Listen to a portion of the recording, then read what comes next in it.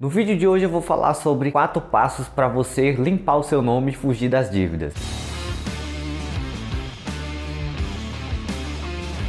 Fala galera, tudo bem com vocês? Sejam bem-vindos mais uma vez ao canal Mente de Milhão. Eu sou Robson Andrade e no vídeo de hoje eu vou falar para você 4 passos para você limpar o seu nome e fugir das dívidas. Atualmente, segundo as pesquisas que eu andei vendo nos jornais e na internet, 71% das famílias brasileiras estão endividadas. 71% das famílias brasileiras. Isso é realmente um número surpreendente. E a cada dia que passa esse número vai aumentando, aumentando e aumentando. É claro que a maioria dessas pessoas também, a consequência de estarem endividadas às vezes é pela relação do desemprego também. Da mesma forma que outras também é pelo simples fato de não conseguirem lidar com suas próprias finanças pessoais e não conseguirem se livrar e entrar em uma bola de neve de juros e empréstimos e outros tipos de dívida que só vão aumentando a cada dia. E como todo mundo sabe, quando se fala de nome sujo ou nome limpo, isso aí está relacionado diretamente ao SPC, o Serasa, como muitas pessoas falam. Mas o que a maioria das pessoas não sabem é que isso aí simplesmente é uma ferramenta usada pelas instituições que cedem crédito, as instituições financeiras, por exemplo, como empresas de cartões de crédito, banco e outras instituições que fazem empréstimo para pessoas físicas, utilizam para analisar aquele consumidor, para analisar cada um de nós e definir se aquele consumidor é confiável ou não é confiável. O score, como é chamado, essa medição é simplesmente essa diferenciação. Se eu, por exemplo, sou uma pessoa que pago minhas contas em dia, não atraso dívidas ou não faço dívidas e estou devendo elas, dívidas de longo prazo, por exemplo,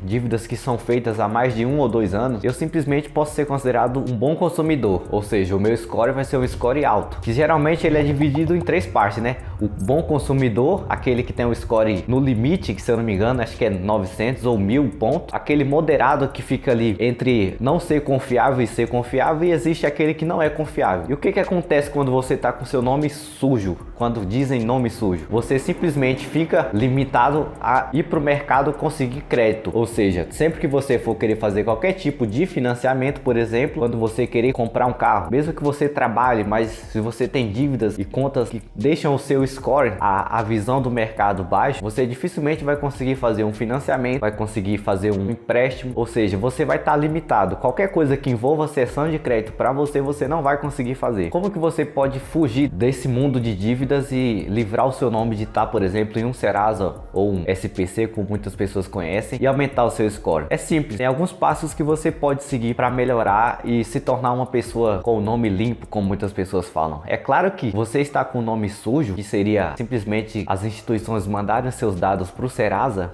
e assim todas as empresas que podem fazer busca vão ver seu nome lá e também vai ter um registro das suas dívidas. Não quer dizer que tenha lá tanta coisa, ninguém vai chegar para você e vai te ameaçar simplesmente porque você está devendo. É claro que os bancos vão ficar te ligando, vão ficar cobrando você o tempo inteiro, mandando mensagem, mandando proposta, falando que você deve isso, que você deve aquilo, mas dificilmente alguém vai chegar e vai te ameaçar de morte ou vai falar que você vai acontecer alguma coisa com você. Ao menos é claro que a sua fonte de dívida seja outra, né? Você deve para a agiota e provavelmente talvez algum dia ele vai te visitar na sua casa e quebre alguns ossos ou te ameace de alguma forma. Mas se você não faz esse tipo de pressuposto, eu acho que você não precisa se preocupar tanto. A única coisa que você precisa fazer é se planejar financeiramente. Como que eu consigo me livrar dessas dívidas? Bom, o primeiro passo é o seguinte: se você é uma dessas pessoas que está inclusa nessas 71% das famílias brasileiras, ou seja, 71% de quase 213 milhões de pessoas, é muita gente. Se você está incluso em uma dessas pessoas endividadas, o que eu sugiro para você é o seguinte: primeiro passo, que você analise, que você anote, você faça um controle de todas as dívidas que você tem no momento e saiba quanto que elas valem. Poxa, quanto que eu tenho de dívida hoje? Eu tenho R$1.000, eu tenho R$2.000, eu tenho 10 mil, 20 mil, 50 mil reais. E é claro, eu não estou falando da dívida que possivelmente o banco vai te informar com juros. Eu falo da dívida que você fez no início. Por exemplo, se você pegou R$1.000 emprestado e isso já faz um ano, provavelmente você não vai ter R$1.000 de dívida. Você vai ter os R$1.000 que você pegou emprestado e mais todos os juros desse período. Eu falo dos R$1.000, porque quando você tiver esse controle,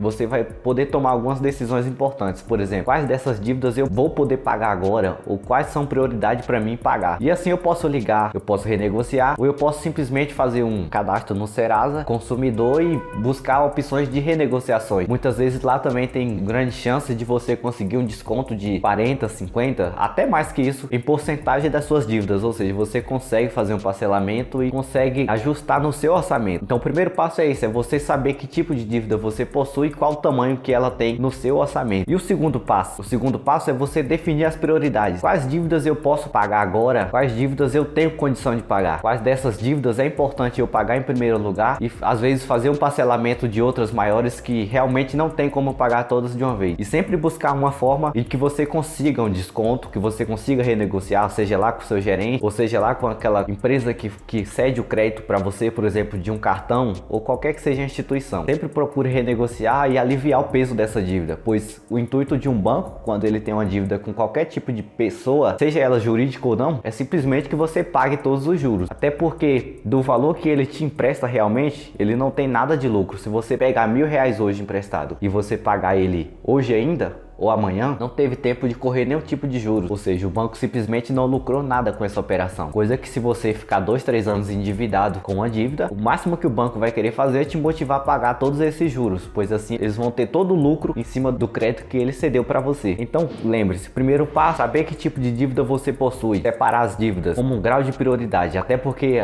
a realidade de muitas pessoas não é a mesma. Algumas pessoas podem não ter nenhum tipo de dívida e parabéns se você é uma delas, e outras têm dívidas e elas têm uma certa dificuldade de resolver e simplesmente se envolvem em uma bola de neve. Então o primeiro passo é isso: avalie suas dívidas, crie uma categoria, decida quais você pode pagar. O segundo passo é realmente dar prioridade, dê prioridade para as dívidas, algumas dívidas que podem ser mais importantes, e procure sempre renegociar e facilitar o pagamento delas. A terceira dica, o terceiro passo: procure também, antes de fazer qualquer tipo de renegociação, por exemplo, saber quanto que está restando do seu bolso, pois muitas vezes você já está trabalhando, você está usando o seu salário somente para pagar dívidas, ou seja, muitas vezes você não tem nenhum tipo de sobra, nenhum tipo de reserva para pagar essas dívidas que você precisa renegociar. E muitas vezes não vai adiantar nada você renegociar uma dívida, às vezes com uma parcela pequena todo mês, e você não conseguir cumprir com aquela promessa no mês seguinte. Então o mais importante é você sempre analisar, saber quanto que você tem, fazer um controle também de quanto que você tem de sobra e quais coisas que você pode estar sacrificando, por exemplo, antes de fazer uma renegociação, para você priorizar essas dívidas e assim você ir se livrando de todas elas aos poucos, é claro, um passo de cada vez. E o último passo, que também é importante, é você evitar ao máximo, extremamente possível, fazer novas dívidas. Se você renegociou um cartão, não vá simplesmente acreditando que você renegociou, que você vai poder usar novamente. Tire isso um pouco da sua cabeça, simplesmente se livre do que você tem no momento, se livre do que você tem, não faça novas dívidas, sempre que puder corra de dívidas, não faça dívidas que não são necessárias para você, faça dívidas às vezes que realmente não tem o que fazer. Se é uma dívida que realmente tem uma importância, às vezes você pode fazer também. E é claro, é sempre bom ser prudente quando se trata de dívida. Quanto mais dívidas você fizer, mais longe você vai ficar de ter um nome limpo ou de simplesmente realizar outros objetivos que você pode ter na sua vida. Então são esses 4 simples passos que você pode sim fazer. E outra coisa importante também que eu digo é que sempre que você se livrar de dívidas e que tiver uma sobra, ou você tem que fazer isso, na verdade, eu não diria nem que você tem que esperar sobrar, eu diria que você tem que fazer sobrar, porque é pro seu próprio bem, é para sua própria segurança. E você planeje uma reserva de emergência. A reserva de emergência é nada mais que você guardar todo mês uma quantia, seja ela mínima ou pouca mesmo, para quando acontecer qualquer tipo de imprevisto, você não ter que ficar de mãos abanando. Por exemplo, você trabalha, você perde seu emprego, acontece qualquer eventualidade assim e você simplesmente gasta o seu dinheiro todos os meses, todo o dinheiro que você ganha no mês. Ou seja, você fica no zero, você não vai ter nenhum real no bolso se você precisar para alguma emergência, para uma urgência. E a reserva de emergência, o papel dela é exatamente esse. Existem várias formas de você fazer sua reserva de emergência. Você pode simplesmente guardar, e é claro que não é uma das formas mais recomendáveis. Você pode simplesmente investir em alguma renda fixa, onde você pode começar a investir aí até com valores baixos, 30, 50 reais todo mês, e sempre montando a sua reserva de emergência. É muito mais fácil você lidar com as eventualidades quando você pode contar com uma quantia das suas reservas ali disponível para você a qualquer momento, do que você esperar simplesmente acontecer e